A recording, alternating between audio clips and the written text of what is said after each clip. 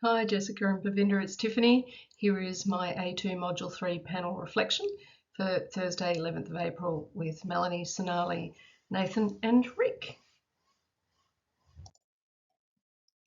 Right, here are some of the key themes. I really particularly enjoyed hearing from Melanie and Sonali that government is very busy and there's plenty of communications work. I think they brought forward two of the key themes, diversify or specialise and pivot. I'll start with diversify and specialise.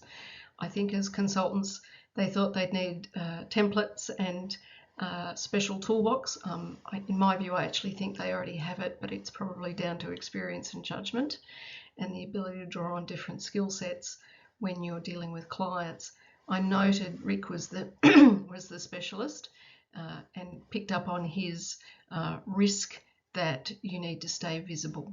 And in all cases, whether you're diversifying and being a jack or Jill of all trades, that you continue to pivot and you adapt. And whether that's meeting a client's needs on one day or keeping an eye on the horizon as to what's happening in your profession. I did pick up on Nathan's comments about never saying no to a client. I don't actually, or you can say no to a client. I don't agree. I think it depends what hat you're wearing. If you're inside an organisation, you can't just turn around and say no. You might say not right now, or you certainly can say, oh, but I have someone to help you, which is much more of a consulting approach.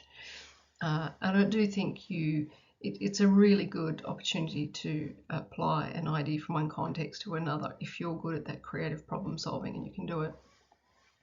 You should learn what you love and do it. I noted Melanie and Sonali both reflecting on career promotions and then not being on the tools and really being able to reflect on what it is you actually enjoy and pursue it if you can.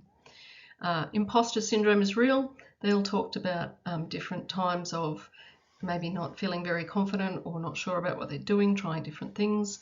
30 years on, I still suffer that. I still think, am I good enough? Am I doing what I should be doing? I'm just better at recognising that I'm suffering from imposter syndrome, I think. I'd love for it to go away.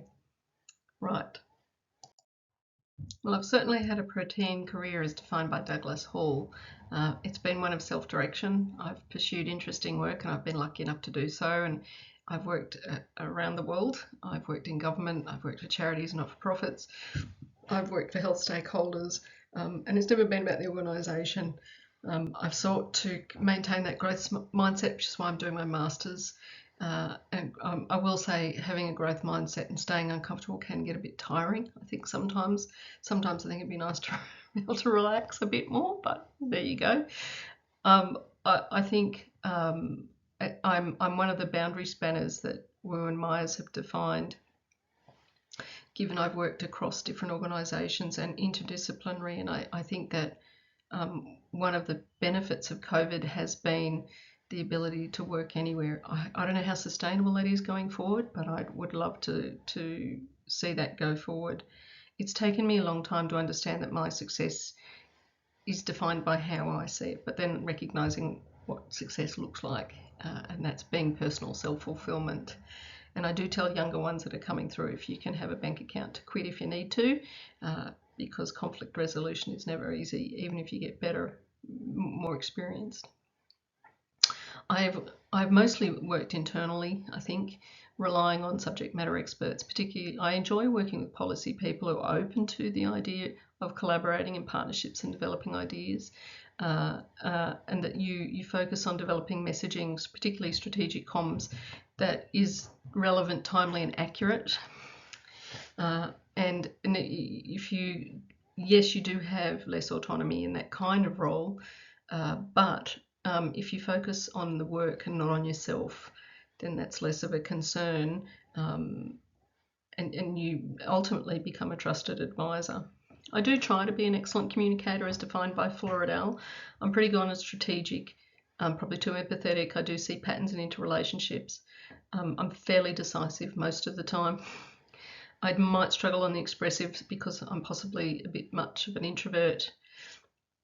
When it comes to that storytelling and being persuasive, I don't mind negotiating, but persuading people I do find a bit of a challenge. Again, if you make it about the work, it's less of an issue. I'm comfortable with managing crises and change, although I wouldn't have liked to have managed Duke and Gorge. If I had to manage one in the last few years with an organisation with a disgruntled employee who was sharing on social very effectively, unfortunately. And my role was to provide advice to the board and leadership and let staff know that they should not engage on social. It was fairly tough, uncomfortable space to be in. I think overall I did a pretty good job on that. It's not fun, but again, if you make it not about the work, not about yourself and make it about the work, it's doable. So now what? Here are a few of my reflections. I think I'm much better at knowing my values and what I'm good at than I used to be. I know that I do have to stay agile and adaptive and open to opportunities. And I picked up on a report by Deloitte Access Economics last year, who ran a survey with chief finance officers who said far fewer employers now rank securing and retaining key talent amongst their top risk, and that's down from 46% to 71% in 6 months. And worse still, 40% expect to reduce the headcount in the coming 12 months. So less of them see it as retaining staff as a risk. That's pretty significantly. In contrast, Ad News in February this year said that communications professionals are among the top 10 skills most in demand this year, as advised by Hayes. So the story there is that there are plenty of jobs, but you must be aware of them, you must stay agile, you must adapt, and you must stay open to the opportunities. It's okay to be an introvert. I don't agree with the panel. I don't take friends to networking. I don't think if you take friends that you actually do the networking, and sometimes it comes with a comms job, like it or not. I don't enjoy it. There it is. Career shocks happen. I've had some extraordinary ones over the course of my career. I think I've had every career shock that you possibly can. I think one of the big ones for me wasn't one you'd expect. Early in my career, I was working for a Murray woman for the Education Union in Melbourne, and she put me to work on their submission to what became known as the Stolen Generation Report. So most days I was reading source material, which would cause me to sit on the tram on the way home and cry my eyes out publicly.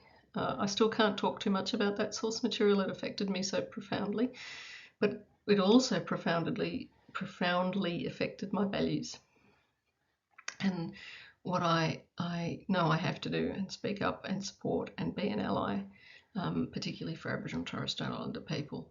It still matters to me. So it was a career shock because it was tough to deal with, and it still affects me, but it's important. And that's it. Thank you very much.